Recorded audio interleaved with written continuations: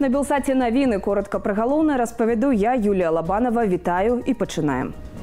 У Беларусі рэжым контртэрарыстычнай аперацыі. Яго ўвялі ў Лельчыцкім раёне на мяжы з Украінай, паведаміла мясцовая газета «Светлае жыццё» са спасылкаю на КДБ Гомельшчына.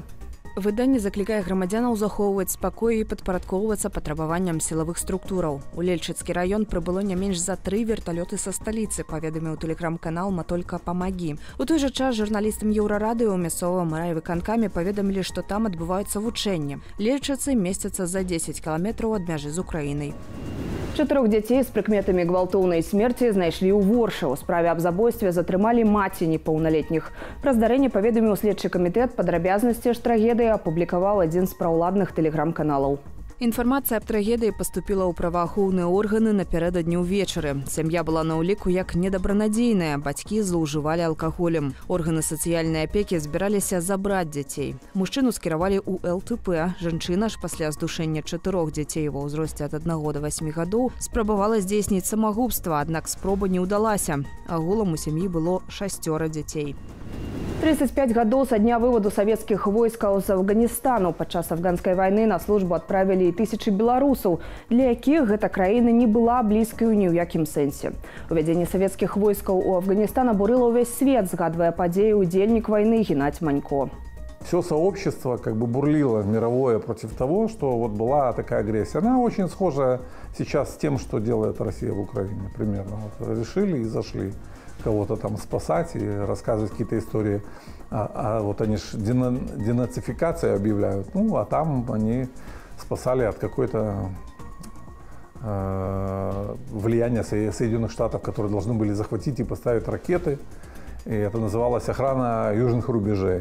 Афіцыйныя ўлады ўрачыста ўсклалі кветкі да капліцы на востраве Слёзаў у Менску, прысвечанай беларускім воінам-інтэрнацыяналістам. Афганская вайна доўжылася з 1979 до 1989 года.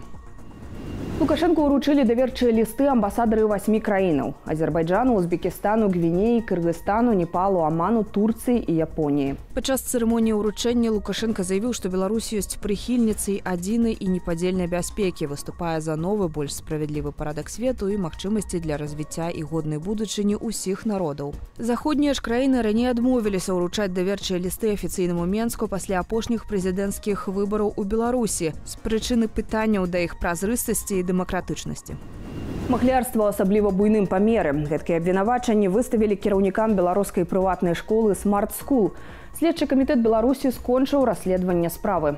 Паводле версіі следства, некаторыя настаўнікі не былі аформленыя на працу адпаведным чынам, а з 2020 до 2023 года школа афіцыйна прымала нібы не больш за 25 вучняў пачатковых класаў. Фактычна ж у 2021 больш за 600 дзяцей вучыліся без афіцыйнага афармлення. Ім надавалі паслугі праз Zoom. Фактически деньги, получаемые за обучение, не использовались в образовательных целях для укрепления материальной базы, выплаты соответствующей заработной платы, а выводились на счета подконтрольных субъектов хозяйствования.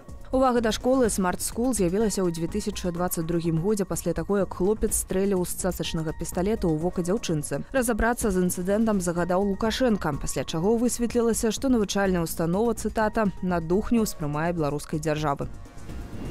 Рэжым Лукашэнкі пачаў судзіць афіцэра-артылерыста Антона Чарамных. Вайскоўцу выставілі абвінавачанне ў нібыта здрадзе дзяржавы і распальванні іншай сацыяльнай варожасці.